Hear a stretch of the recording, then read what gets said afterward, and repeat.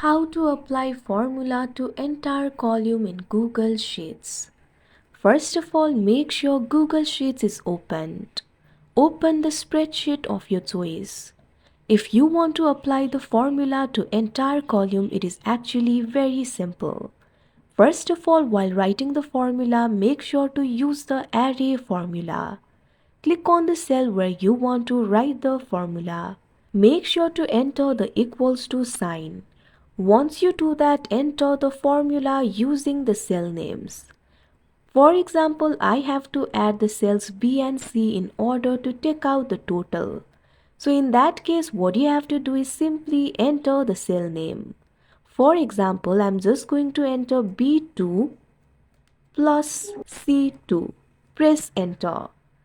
Now when you use the array formula like this, you'll be able to use it in the entire column. For that, what you have to do is simply hover over the little blue circle that you can see on the screen.